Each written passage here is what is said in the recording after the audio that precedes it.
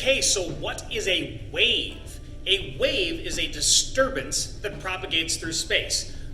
Propagates means to cause itself to continue. So a wave is a vibration that starts in one spot, and that vibration causes something to vibrate as it moves along. That something is known as a medium. So a medium is the substance that the wave travels through.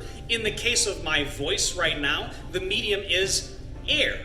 My voice travels through air. But if I make a vibration in a table, then the waves will travel through the table. The medium is the table. Earthquakes, the medium is the earth, and so forth. Water waves, obviously. Okay, so a medium is what it travels through. The medium is disturbed by, but does not travel with the wave. Waves don't carry matter with them. If you think about a water wave, the water wave doing this doesn't mean that this water moves over to here. It's not surfing. The water bobs up and down in place. So the medium is vibrated. The medium is not carried. And so what is carried in a wave? Energy. So waves are energy traveling through space in the form of propagating vibrations. There are two major types of waves. There are also a couple of others, but the two major types, the first one is called a transverse wave, and it's the one you probably normally think of when you think about a wave. So a transverse wave, the definition is that the medium vibrates perpendicular to the direction of wave travel. If the wave is traveling this way, then the medium might vibrate like this, or it might vibrate sideways like this, but it's perpendicular either way to the direction of wave travel. Transverse waves, you can label parts of it. The top is called the crest and the bottom is called a trough.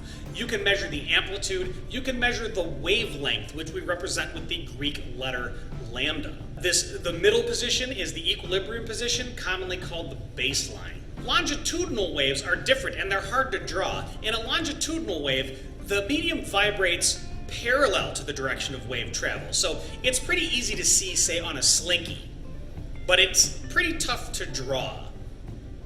So in any case, sound waves are a good example of a longitudinal wave. When my voice box vibrates back and forth, it pushes on the air and pulls back and pushes and pulls back and pushes and pulls back. This creates high pressure and then low pressure and then high pressure and then low pressure. And the molecules bump into each other, which bump into the next ones, which bump into the next ones, and then the next ones, and so forth. This is a longitudinal wave.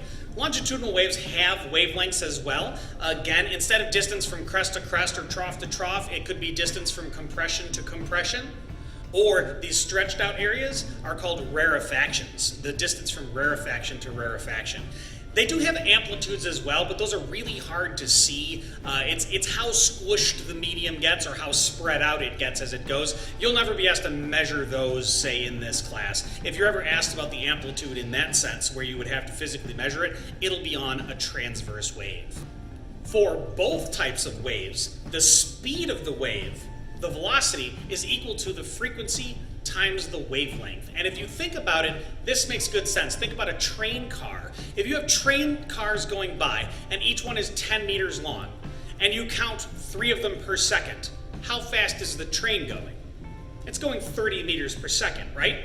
Well, if I have a wave that is 10 meters long and 3 of them are going by per second, well, how fast is a wave going? It's going 30 meters per second. Exact same idea. So velocity equals frequency times wavelength. That is not only the first equation on the Regents reference tables involving waves, it is the only equation on the AP1 reference tables involving waves. You're going to have to know more than that, but that's the only equation you're given. It's really important. V equals F lambda.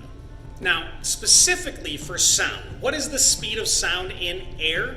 It actually depends on temperature. The speed of sound in air is 331 meters per second plus 0.6 times the temperature in degrees Celsius. So at 0 degrees Celsius, it's 331 meters per second. At 20 degrees Celsius, room temperature, it's 331 plus 20 times 0.6. It's 343 meters per second.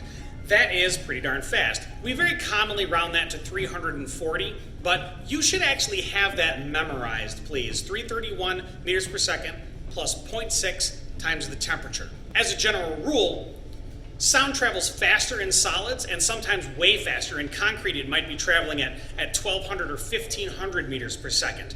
In gases, it tends to travel slower. So it's slowest in gases, and then liquids, and then solids. And that has to do with a variety of things, but primarily the density of the molecules. If the molecules are really close together, when the one moves, it can't go very far before it hits the next, which hits the next, which hits the next, and it happens very quickly. Whereas when a gas, when they're really spread out, this one has to travel a ways before it hits to hit the next, and so forth. That speed, by the way, 340 meters per second, is a little over 700 miles an hour. Now, light, on the other hand, is ridiculously fast. The speed of light is on both reference tables. It is 3 times 10 to the 8 meters per second. That's 300 million meters each second. That's 176,000 miles, not per hour, per second. Light is extraordinarily fast, and light is an electromagnetic wave. It is transverse. More on that later. The speed of light is so fast that it took a very long time for humans to even realize that it wasn't instantaneous.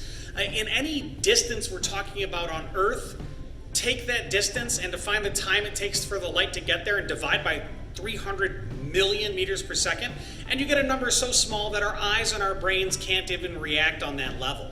Galileo Galilei was the first to realize that light had a speed and get a rough approximation of it when he looked at the moons of Jupiter through a telescope, and he could see that when we were on this side of the sun, the same side as Jupiter, he'd see the moon come around at a particular time, but later when we were way over here and Jupiter was like right here, he'd see that moon come around, there'd be a delay. So as the Earth moved, that moon going around Jupiter would have a delay, and he was able to calculate the speed of light that way. But it takes distances that huge to really start noticing. The sun, for example, is 8 light minutes away from the Earth. That's 8 minutes times 60 seconds per minute times 300 million meters per second. It's a big number. 8 light minutes means that we see the sun as it was 8 minutes ago. There's a delay. That same thing technically happens on Earth, but it's so fast that it might as well be instantaneous. So sound is pretty fast. Light is so much ridiculously faster than that. And one more thing on that point. We've all been taught at one time or another where you see a lightning flash and then you count till you hear the thunder. And a lot of people think that it's 1 second equals 1 mile, and that's not it. The speed of sound, 340 meters per second-ish, depending on temperature, that speed is about 1/5 of a mile. So if you see a lightning flash, that gets to you pretty much instantaneously, and then there's a delay as the sound comes in. So if you count 3 seconds, then that means it was 3/5 of a mile away.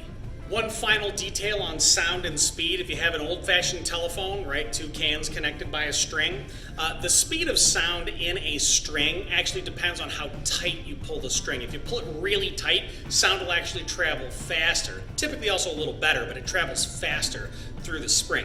If it's looser, then sound will travel slower and more poorly. Also, the lighter the string, the easier it is to shake, the easier it is to vibrate, the faster sound will travel. So heavier, denser strings, sound will travel slower. Tighter strings, sound will travel faster. This is something the AP class has to memorize, this next equation. Both classes should know the details, but the AP class, you have to know the relationship.